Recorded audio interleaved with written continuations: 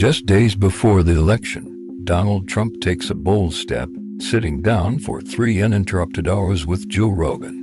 Known for his unfiltered interviews, Joe dives deeper than ever before, determined to reveal the man behind the media persona. This record-breaking podcast delivers eye-opening moments that have everyone talking. Here are some of the biggest takeaways from this jaw-dropping interview. The conversation kicks off with Joe zeroing in on Trump's chaotic ride with the media.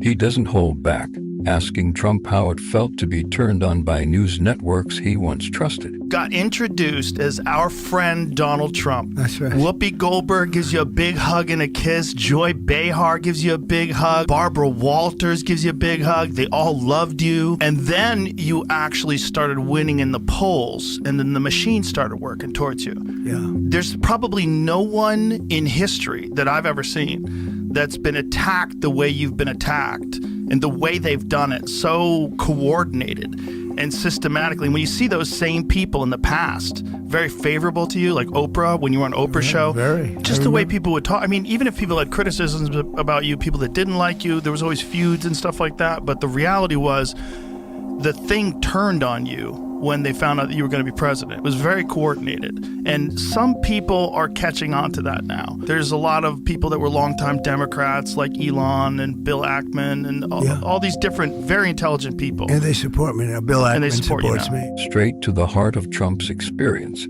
asking the question everyone's wondered. What was it really like on day one as President of the United States? What was it like when you actually got in? Because nobody really can prepare you for that. When you're running for president, you don't really know what it's going to be like when you actually get into office.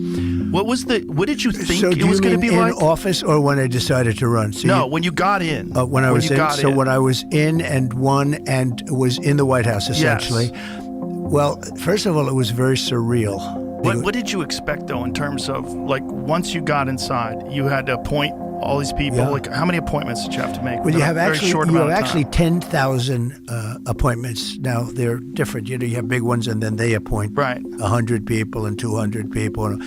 But the president really is involved with approximately 10,000 appointments. So you'll appoint a Secretary of State, and he or she will appoint a lot of people. So it's a lot. But in terms of major ones, you probably have like 100, but they're big ones.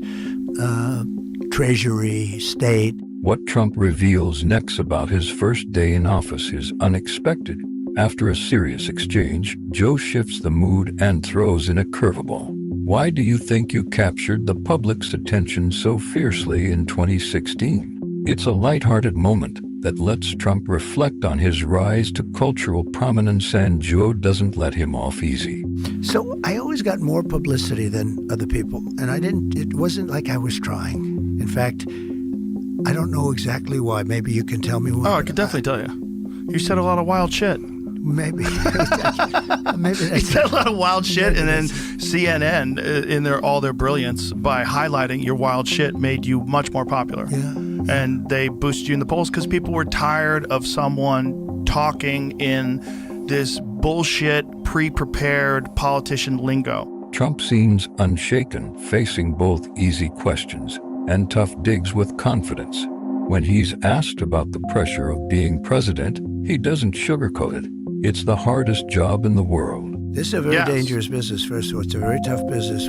It's the most dangerous business. It's the most, for a job? Yes. I mean, other than going to war and being a firefighter or being a cop, it's the most dangerous business. It's the most dangerous. For being president is the most dangerous. Especially you. I mean, you haven't even got to the election. There's been 2 assassination attempts. And they've brushed those out of the news like it was nothing. Yeah, they'd rather not talk about it. On this note, Joe brings up a controversial what-if scenario. What if Biden faced the same relentless attacks Trump did, including the assassination attempts?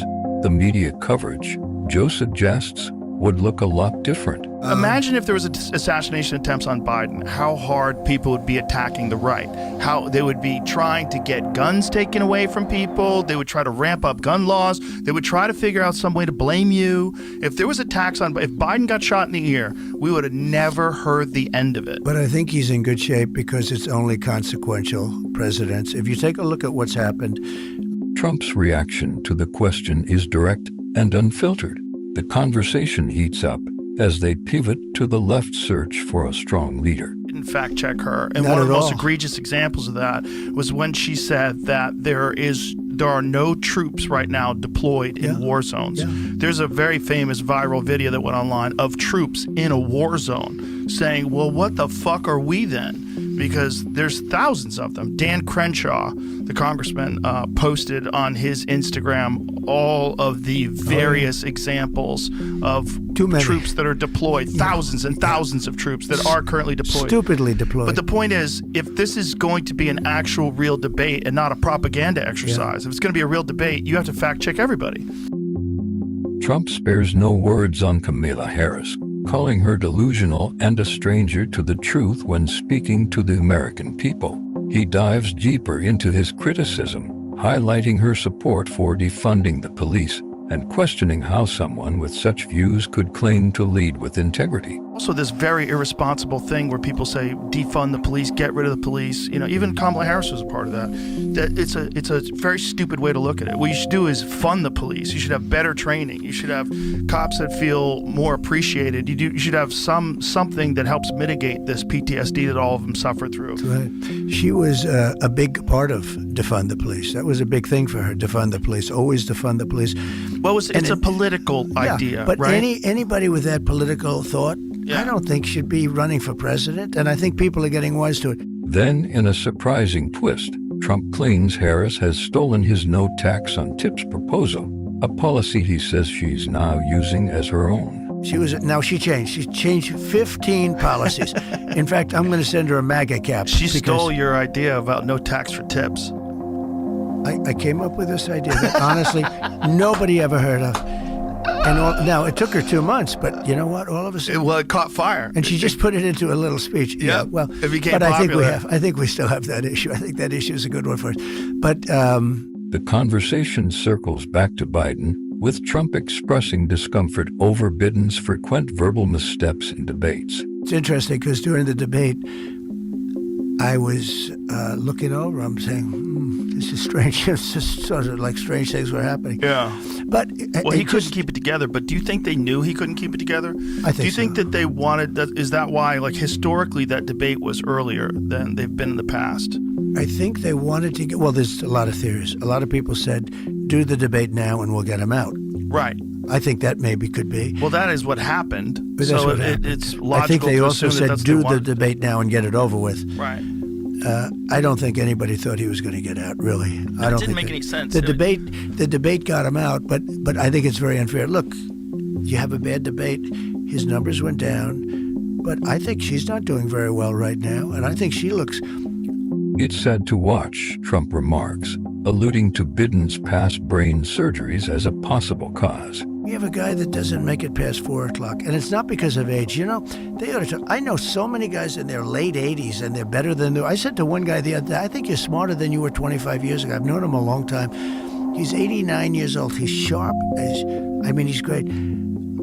Biden gives people a bad name because that's not an age. I think they say it because I'm 3 or 4 years younger. You know, I think that's why they say it. They say his age. It's not his age. He's got a problem. 2 major brain Operations. surgeries. Yeah, he did. Those are not good operations. And did you see what he did today?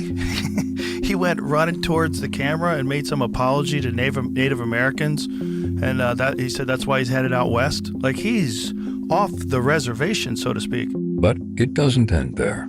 Trump calls out a double standard in media coverage, comparing his approach to Kamala's rhetoric. While he presents actionable solutions, Kamala, he says, attacks him with fabricated labels, often amplified by the media. And then the rhetoric is also that you're Hitler, and that that's in order another to stop Hitler, you have to do whatever it takes. That was okay, yeah. Yeah, and this is, you're hearing this now. Kamala compared you to, said your love of Hitler yesterday. Kamala's a very low IQ person. Trump then dives into the high-stakes issue of nuclear security, underscoring its importance in his policies, reminding viewers just how close we are to dangerous consequences if mishandled. We have an unbelievable. I rebuilt the military. I rebuilt our nuclear. And in a way, I hated to redo it, but I got to realize how powerful that nuclear is, Joe. One bomb, Israel was gone, but forget. one bomb could take out the entire East Coast. It's so bad. And I watch these poor fools talking about our oceans will rise 1/8 of an inch over the next 500 years. I mean, we have people, we have countries. Right now you have 5 countries. And don't underestimate if you take a look at North Korea, I was there. I mean, I was with Kim Jong. I had a great I got along great with him. You know, the president, he got along good. That's a good thing. It's not a bad thing. It's a great thing. And we checked their nuclear stockpile. It is substantial. I mean, I said, do you do anything? I got to know him very well. I got to know him better than anybody. And I said, do you ever do anything else? Why don't you go take it easy and relax? Go to the beach. You have beautiful beach, nice beachfront property. You know, kiddingly. I said, You're always building nuclear. Just relax. You don't have to do it. Let's build some condos on your shoreline. They actually have gorgeous stuff. And he said, I just have to do it because I need it for my safety, etc. I got to know him very well. We had no problem with him. As they approach the 2.5-hour mark, things take a turn to fascinating territory.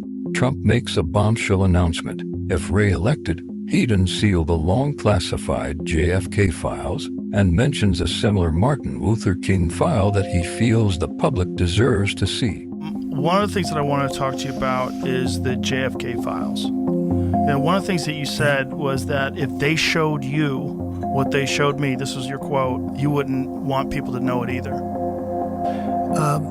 So I opened them up partially. I was met with, from good people, good people. People that were well-meaning. Mike Pompeo was one of them. He's a good person. They called me, they said, sir, would rather have you not. And I did open them, but I was asked by some people not to open them. There's a Martin Luther King file, too, by the way, that they'd like to see. I don't know if you know, but there is that. But JFK in particular. So they called me, a lot of good people called me, people that that you would find reasonable people, and they asked me not to do it. So I said, well, we'll close it for another time. But if I win, I'm going to open them up. I'm just going to open enough. Why didn't you open it up the first time? Because a lot of times, what was the hesitation? Addresses, people that are still living. There are people that are affected, and there could be some national security reason that I don't have to necessarily know about. But some very good, talented people asked me not to do it. I opened it up, and then they said, "Would it be possible for us to do that a different day?" How much of it did you read into? I think it's going to be just fine to open it. Let me put it that way. I think it's fine. It's going to be time. It's a cleansing. It's really a cleansing. So I'm going to do it. I'm going to do it immediately, almost immediately upon entering office. Well, the thing, when people look at it from the outside and you sort of imagine what could be a reason why they would not release those files, it would be there's people that were implicated in the assassination. Yeah. Well, when there are living people, you generally tend not to want to do it. When people are still living people that formerly work for the government. And living people that were somehow involved in it, and you tend not to do that. But it's time to open them. I can't tell you whether or not they're going to find anything of interest. And I did partially open. I think I've opened 50%, but I was asked not to do it, and I thought that was a reasonable ask. But now I'm going to do it. I'm going to do it very soon. There's a lot of interest in it. The revelations continue as Trump admits that he's personally spoken with pilots who have witnessed unexplained aerial phenomena, adding, there's a lot we don't know. There's a lot of interest in the people coming from space, Yes. And I know you're interested in that. Oh, I'm very interested in that. How much did they tell you about that? A lot. Really? Yeah. What'd they tell you? How much can you tell? So how's that work? Is it like super top secret? I can tell, Tell me. Well, based on Hunter Biden, I can say whatever the hell I want, right? But I interviewed a few people. It's never been my thing, I have to be honest. I have never been a believer. I have people that Area 51 or whatever it is, I think it's the #1 tourist attraction in the whole country or something. Area 51 in Las Vegas. Do you know that, right? Sure, I know what it is. So anyway, but it's a big tourist thing. So I interviewed jet pilots that say they saw something. If you saw them, you'd love to have them as I've had a couple in here. Commander David Fravor, I had him in, who had that sighting in 2004. Very compelling with video evidence, radar evidence. Ryan Graves. I don't believe his name, but I interviewed jet pilots that were solid people. Perfect. I mean, great pilots, great everything. And they said, we saw things, sir, that were very strange. Like a round ball, but it wasn't a comet or a meteor. It was something. And it was going 4 times faster than an F-22, which is a very fast plane, And it was round, which is, in theory, a great shape. So when you were talking to these people, was this something that you were compelled to have conversations about? Was this your personal interest? No, a little bit. It's not a great interest for me, but it's a little interest. The mention of UFOs leaves Joe eager to dig deeper, though Trump quickly steers the conversation elsewhere. I get that question as much as almost any question. Do you think that we have aliens coming, flying around or whatever? What do you think? There's no reason not to. I mean, there's no reason not to think that Mars and all these planets don't have life, because Mars, we've had probes there and rovers, and I don't think there's any life there. Well, maybe it's life that we don't know, but maybe there was life there at one point in time. This is the speculation about Mars, that Mars had an atmosphere at one point in time, a long time ago, that could support life. It also had large bodies of water, but we've had no evidence of even bacterial life that exists on Mars. But the universe is pretty vast. It's not been a big thing for me. I mean, when I looked at what China did to this, they would have never done it with me, where they put the balloon up, and a lot of people thought for a little while that was one of these things. So, that's a lot of the speculation too, that some of these drones that hover over battleships, that these are Chinese drones, and that they're not UFOs. They could be also. There's some super sophisticated. But I did interview, let's say 3 or 4 guys that, and without tremendous interest, if you had them, as I said, you'd love to have them as your children. Solid, beautiful people. They said, sir, there's something there. There's something there. Said it, yeah. Yeah, I've talked to quite a few of them. They're not conspiracy guys. Well, I mean, the Commander David Fravor thing in 2004 off the coast of San Diego, they clocked that thing going from 50,000 feet above sea level to 50 in a second. Yeah. They don't know what it is. That's tough to beat. Yeah, they saw something in the water. It was hovering over that something that was making a disturbance in the water. They got video evidence of this thing. 2 different fighter jets with pilots in them saw it. There's, visual evidence, photographic evidence, video evidence, radar evidence. Whatever the hell it is, it moves in a way that would turn a human being into jello if they're inside of it.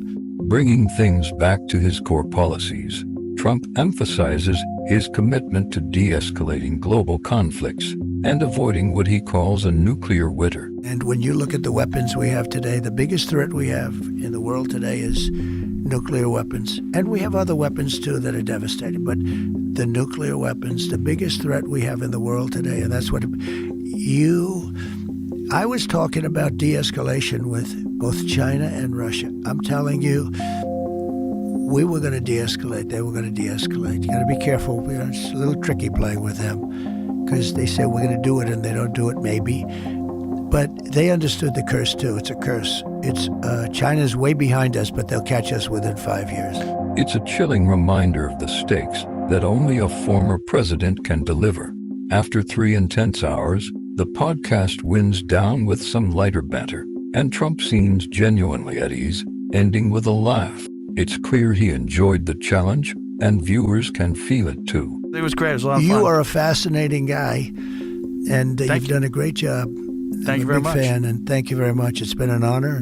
It's been an honor to have you on as well. I'm going to make a great speech, and I'm going to say, and if I'm a little off tonight, I'm going to blame you. I'm going to say I spoke to this guy for 3 hours. Anyway, it's a great honor to be. Thank you, sir. With you. Thank you. Good luck to you. Thank you very much. Thank you. All right. In its first 24 hours, this explosive episode broke records, hitting 24 million views on YouTube alone. With Rogan's audience firmly tuned in, Trump's raw honesty and willingness to take on all questions may be a game changer among Rogan's listeners. Now the question is, will Joe Rogan dare to bring Kamala Harris on next?